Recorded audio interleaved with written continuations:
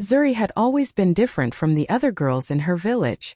While most were content with what life gave them, she carried dreams in her heart that stretched far beyond the dusty roads and small huts around her.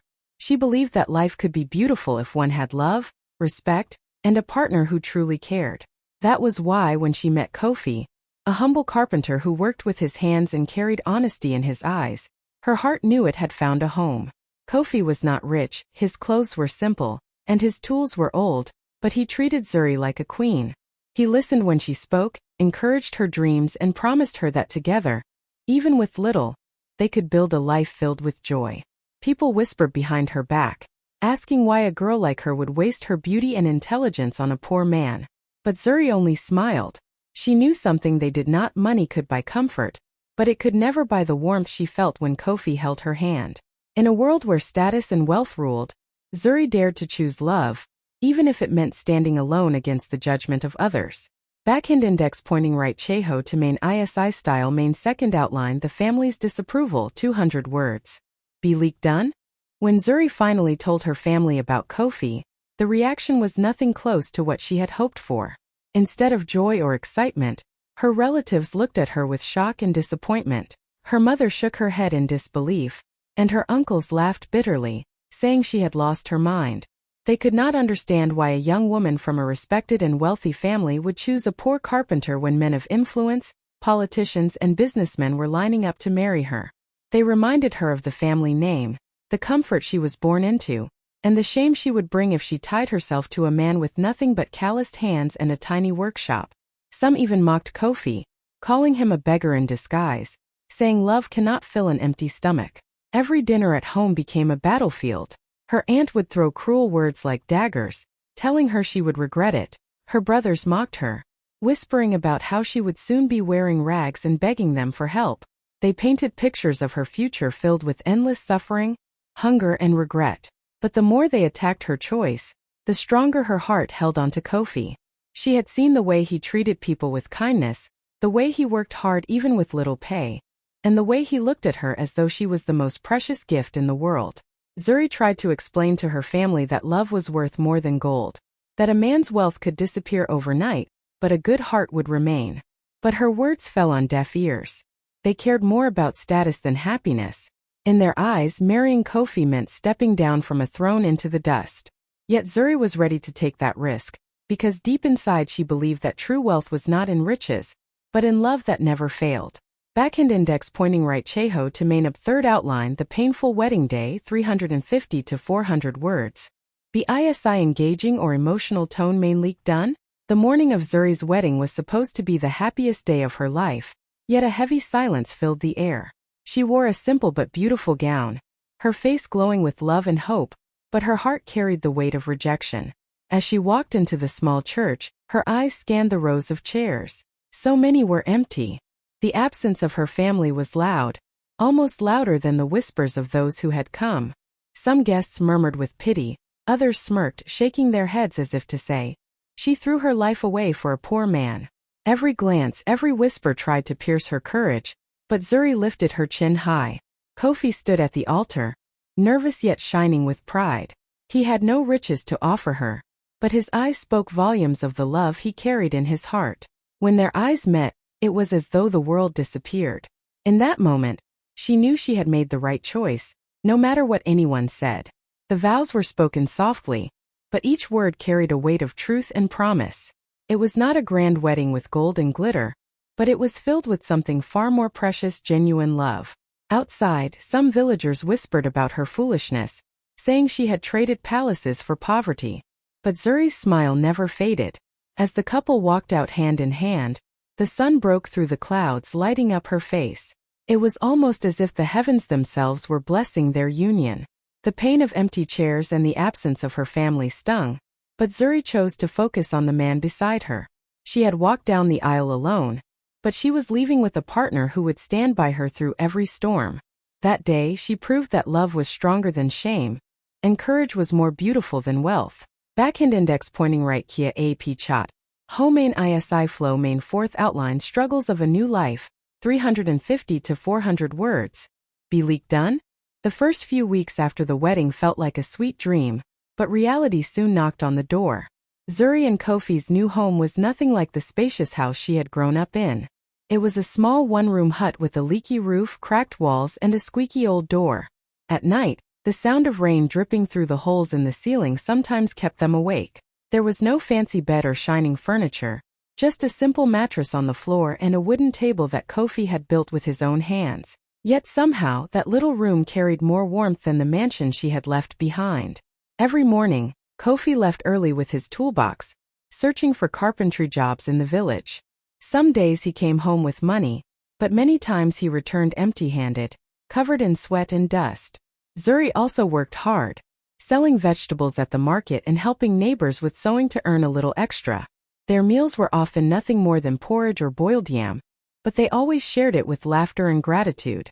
They would sit side by side on the floor, feeding each other and joking about how one day they would dine at a table filled with food and joy. Life outside their home was not so kind.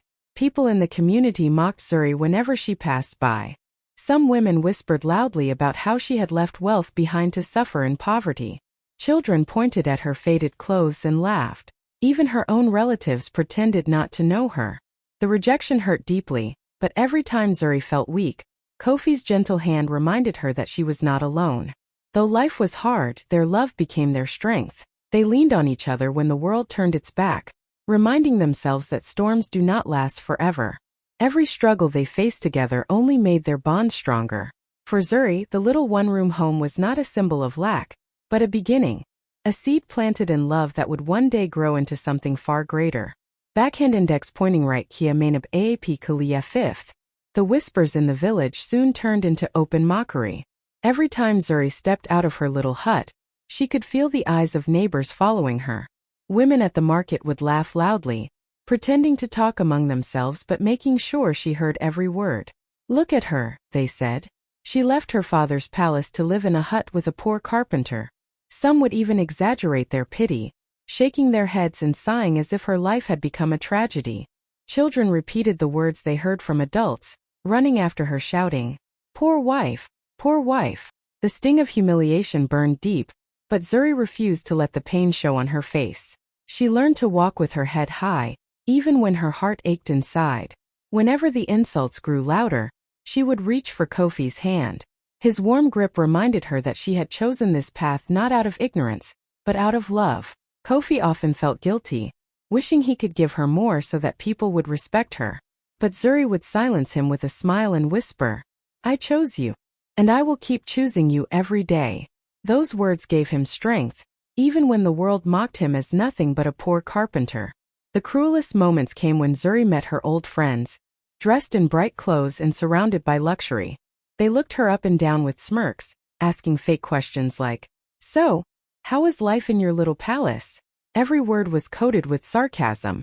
Zuri swallowed the hurt, refusing to break in front of them.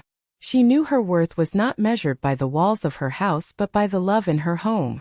Though the laughter of neighbors was loud, the bond between Zuri and Kofi was louder.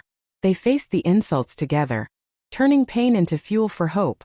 Zuri's faith in her husband never wavered, and every cruel word only made her cling to him tighter. For deep in her heart, she believed that one day those same mouths that mocked them would fall silent in awe of what love and patience cowl. After many months of struggling to survive and facing endless mockery, a new light entered Zuri's world. One morning she felt a change within her body, a quiet whisper of life growing inside her. When the healer confirmed that she was carrying a child, Zuri's eyes filled with tears of joy. She ran to Kofi, her hands trembling as she shared the news. For a moment the weight of poverty, the shame of rejection, and the pain of insults all disappeared. The sound of Kofi's laughter filled their little hut, and he lifted her off her feet, spinning her around with excitement. For the first time in a long while, their hearts were overflowing with hope. The pregnancy became Zuri's treasure, her proof that love had given her something priceless. Whenever people laughed at her torn clothes or mocked her tiny home, she would rest her hand on her stomach and smile. Inside her was a future no one could take away. Kofi began working harder than ever, spending long days under the hot sun, building furniture and carrying heavy wood, determined to prepare for the arrival of their child. He returned home exhausted, but the thought of becoming a father kept him strong. Even though life was still hard, their hearts were lighter. At night, Zuri and Kofi would sit together, talking about names for the baby, dreaming of the future. They imagined their child running through the village, strong and full of laughter, a living reminder that their love had survived every storm. The neighbors still whispered cruelly, but Zuri no longer felt broken. She carried within her the greatest answer to their mockery, a child born not out of wealth or status, but out of deep, unshakable love. For Zuri, the pregnancy was more than just the promise of a baby. It was the beginning of a new chapter, the seed of hope planted in the soil of struggle. She knew that with this child their story would change. And in her heart she believed that one day, the same people who mocked them would come to witness tea. When their baby finally arrived, Zuri and Kofi felt as though heaven itself had smiled on them. Holding the tiny bundle in their arms gave them strength to face the world with fresh courage. Even though their pockets were empty, their hearts overflowed with gratitude. So when it came time for the baby dedication, they decided it would not be just a quiet family moment. They wanted it to be a celebration, a testimony that love, faith, and endurance had carried them this far. With very little money they began to plan. Kofi polished old benches he had built himself, turning them into seats for guests. Zuri washed and ironed her one good dress over and over until it looked almost new. They cooked simple meals, rice, beans, and a small pot of stew, stretching every coin they had. It wasn't a feast of kings, but it was prepared with love and pride. In their little hut, Zuri carefully decorated the space with handmade flowers crafted from colorful scraps of fabric. To her, every piece carried meaning. Every detail was a prayer of hope. Most shocking of all, they sent out invitations to everyone. Family, neighbors, even those who had laughed at their struggles. People whispered, wondering how a poor couple could dare to host such an event. But Zuri and Kofi believed strongly that one day God would turn their story around, and they wanted the very people who mocked them to witness it. On the night before the dedication, Zuri barely slept. She looked at her baby's peaceful face and whispered promises of a better future. Kofi sat by her side, his hands rough from work but tender as he held their child. They prayed together, asking God to bless the day and use it to silence every voice that had risen against them. Though their table was small and their pockets were light, Zuri and Kofi's hearts were rich with expectation. They were not just preparing for a baby dedication, they were preparing for a miracle, believing that somehow, in the middle of their poverty summit, the morning of the baby dedication came with golden sunlight streaming through the cracks of their little hut. Zuri rose before dawn, her heart pounding with a mix of nerves and joy. She had carefully prepared her outfit the night before, a glowing African attire sewn from bright patterned fabric she had saved for years. It was not new, but when she wore it she looked like a queen. Her baby, wrapped in colorful cloth, rested peacefully in her arms, his tiny breaths a reminder of why this day was so special. Outside, the village buzzed with curiosity. People who had mocked them came, not out of love, but to see what kind of celebration a poor carpenter and his wife could host. Some expected embarrassment, others came simply to laugh. But still, the crowd grew larger than Zuri or Kofi had imagined. Neighbors filled the benches Kofi had polished, while children ran around, whispering about how small the feast would be. Zuri's relatives, dressed in fine clothes and jewelry, walked in late with proud expressions, as if to remind her of what she had left behind. Despite the tension, Zuri stood tall. She held her baby close, smiling with a quiet confidence that silenced her trembling heart. Kofi, standing beside her, looked at her with pride as if she were the most beautiful woman alive. Together they welcomed the guests, offering food that was simple but served with warmth and dignity. The stew simmered in small pots, the rice was carefully shared, and though it wasn't a grand banquet, there was enough for everyone to taste. The ceremony began with prayers and songs, voices rising into the sky. As the baby was lifted for blessing, Zuri's eyes filled with tears. She remembered every insult, every night of hunger, every moment of doubt, and yet, here she was, dedicating the child of love and hope before the same people who thought she would fail. The air was heavy with expectation. The crowd waited to see if the day would end in shame or surprise. And though the dedication ceremony was already filled with whispers and quiet laughter when suddenly, the sound of engines broke through the songs and chatter. Everyone turned their heads as a convoy of shiny, expensive cars rolled slowly into the dusty village road.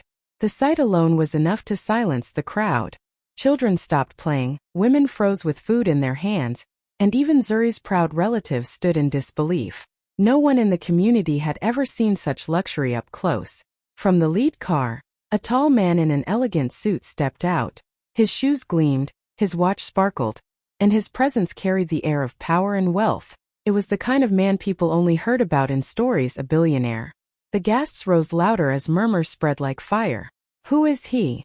Why would a man of his status come here? The villagers stared wide-eyed, some even pushing forward to get a better view. Zuri and Kofi exchanged confused glances. They had not invited anyone like this. Their hearts raced, unsure whether this unexpected guest came with good intentions or to humiliate them further. But the man's eyes searched the crowd until they landed on Kofi. Slowly, a smile spread across his face, and he walked directly toward the poor carpenter and his wife. The whispers turned into shocked silence. Every step the billionaire took felt heavy with mystery. Relatives who had mocked Kofi now shifted uncomfortably in their seats, wondering if there was a hidden connection they knew nothing about. Some villagers began to gossip that maybe Kofi was not as poor as he seemed, or perhaps fate itself was about to reveal a secret. By the time the billionaire finally reached them, the entire crowd was holding its breath. He looked at Kofi, then at the baby in Zuri's arms, and spoke words that would change everything. His arrival was no accident, it was destiny. In that moment, the dedication turned from a humble village gathering into a stage for a miracle that no one would ever forget. The crowd leaned forward, their eyes wide, waiting for the billionaire to speak. Zuri clutched her baby tighter, her heart racing while Kofi stood frozen, unsure of what was happening. Then the man smiled warmly and said words that left everyone stunned. He revealed that many years ago, long before the world knew his name, he had been a young man who had lost everything. He was broke, hungry, and hopeless. No one wanted to help him. People mocked him, turned him away, and treated him as though he was invisible. But on one of those darkest days when he had nowhere to go, it was Kofi, the poor carpenter standing before him, who had shown him kindness. Kofi had shared his food, given him a place to rest for the night, and spoken words of encouragement that kept him from giving up. "You told me," the billionaire said, his voice trembling. "Hardship is not forever. One day your story will change. Keep going." Those words carried me when I wanted to quit. The silence in the crowd was so heavy that even the wind seemed to pause. Neighbors who once mocked Kofi now stared at him in disbelief. Relatives who had called him worthless shifted uncomfortably in their seats. They remembered the insults, the laughter, the rejection, and now here was proof that the man they had despised was a silent hero. The billionaire went on to explain that he had never forgotten that day. Even as success found him, even as he built his empire, he had searched for the man who had lifted him when he was down. "And today," he said, his eyes filled with emotion, "I have finally found you, Kofi, the man who gave me hope when I had nothing." Tears welled in Zuri's eyes while Kofi stood speechless, his lips trembling. The crowd gasped in awe, realizing they were witnessing a divine twist of fate. What many thought was shame had turned into honor. The poor carpenter they mocked was being remembered and rewarded by a billionaire, whose life he had touched long ago. Backhand index pointing right Kia main isi ton. The crowd was still buzzing with shock when the billionaire lifted his hand, calling for silence.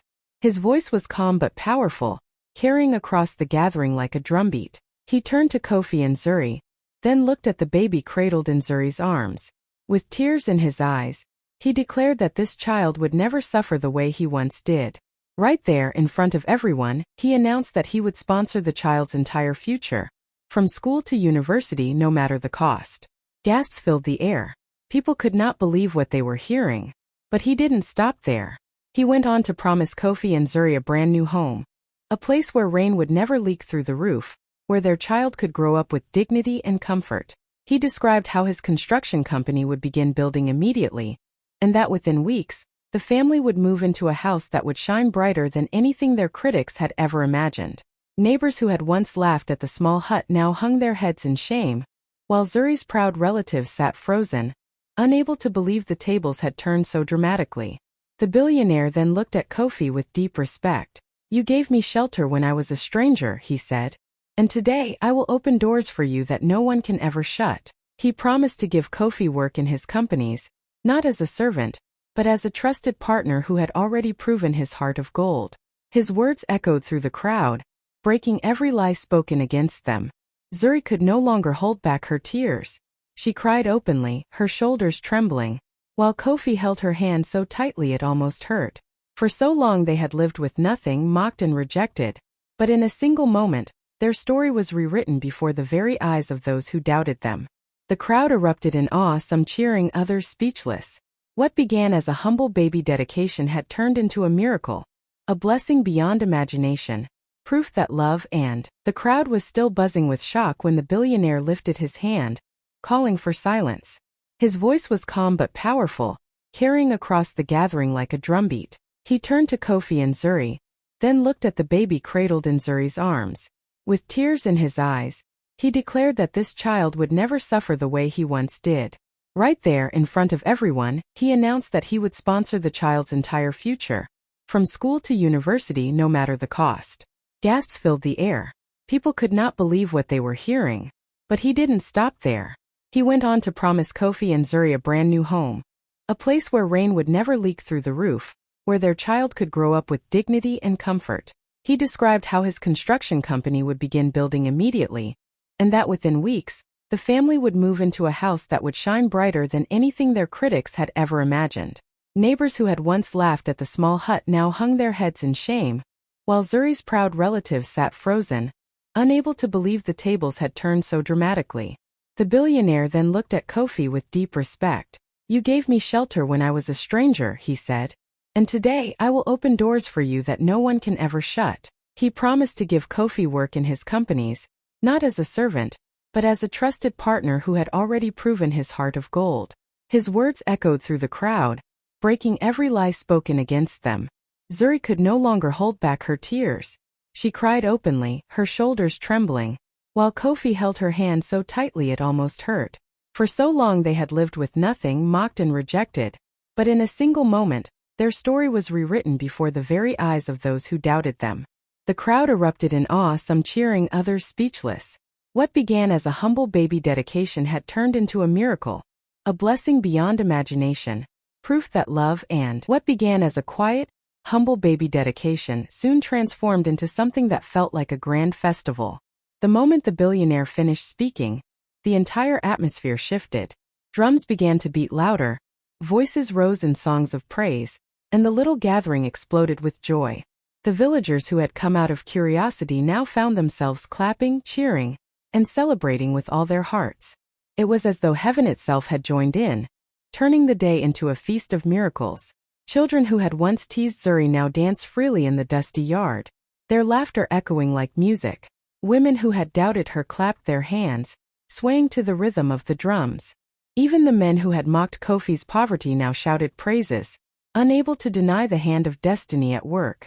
What was meant to be a day of quiet prayers had suddenly become the greatest celebration the village had seen in years. Food that seemed too little in the morning somehow stretched to feed everyone. Plates of rice and stew passed from hand to hand, cups of drink were raised high, and blessings poured from every corner. Relatives who once turned their backs now stepped forward, trying to shake hands and act as though they had supported the couple all along. But the truth was clear. This celebration did not belong to them. It belonged to Zuri, Kofi, and the miracle God had written into their story. Zuri stood in the center, glowing in her bright attire, her baby safe in her arms. Kofi's eyes never left her. He looked at her with the pride of a man who knew love had carried them to this moment. The music grew louder, the dancing wilder, the joy uncontainable. Strangers poured in from nearby villages just to witness the sight. What was once expected to be a poor man's shame had turned into a king's festival. The dedication had become more than a blessing for a child. It had become a testimony for the whole community, proof that when love and faith endure, even the smallest begin. As the music echoed through the village and laughter filled the air, Zuri stood still for a moment, her eyes fixed on Kofi. Tears of pride welled up, blurring her vision, but her heart saw everything clearly. She remembered the empty chairs at their wedding, the cruel words from relatives, the laughter of neighbors when she carried water in her torn dress. She remembered nights when they went to bed hungry, holding each other for strength. Through it all, she had chosen him, the man with nothing but a good heart and hands that never stopped working. And now, standing in the glow of this miracle, she knew she had made the right choice. Kofi noticed her tears and gently reached for her hand, squeezing it as if to say, "We made it." His eyes held the same love he had given her from the very beginning, but now there was something more, pride. Pride that the woman who could have had everything chose him instead, and that her choice had brought them blessings beyond imagination. Around them, people who once mocked whispered in disbelief. They saw with their own eyes that wealth without love meant nothing, but love with faith could move mountains. Zuri's life was proof. While others had chased gold, she had chosen a heart of gold, and that decision had written a story greater than riches ever could. The billionaire's promises meant security, houses, education, and opportunities they had never dreamed of. But for Zuri, the real treasure stood right beside her. The blessings were powerful, yes, but the greatest blessing was the love that carried them through storms, through shame, through hunger, and now into honor. As she gazed at Kofi, her heart whispered, "I did not lose anything. I gained everything." In that moment, she realized love had triumphed over money, status, and pride. Love had rewritten their destiny. And in front of the entire village, Zuri and Kofi became living proof that true love is stronger, richer, and more powerful than all the gold in the world. As the celebration slowly came to an end, Zuri and Kofi stood together, their baby safe in her arms, their fingers locked tightly as if they would never let go. The little hut that once held their struggles would soon be replaced with a home of dignity, their child's future secured, and their honor restored before everyone who had doubted them. For the first time in years, Zuri did not feel the sting of shame. Instead, her heart overflowed with peace. Neighbors who once laughed now spoke with respect. Relatives who had mocked now bowed their heads, unable to meet her eyes. And as the drums beat softly in the distance, people whispered about how their story would be told for generations. It was more than just a baby dedication. It was a miracle, a living testimony that life can change in a single moment. Zuri looked at Kofi and smiled through her tears. She had not chosen wrongly. In choosing love, she had chosen the greatest wealth of all. Together, they had walked through fire and come out shining brighter than gold. Their story became a lesson to the entire community. Never despise humble beginnings, never mock love, and never doubt what destiny can do. Hand in hand, they walked forward into a new beginning. Not just as a poor carpenter and his wife, but as living proof that true love and faith can rewrite any story. Backhand index pointing right up AAP Cheho to main Puri 15 outlines key script KO combine Karka Ek. Complete 4,000 plus word story Bana done?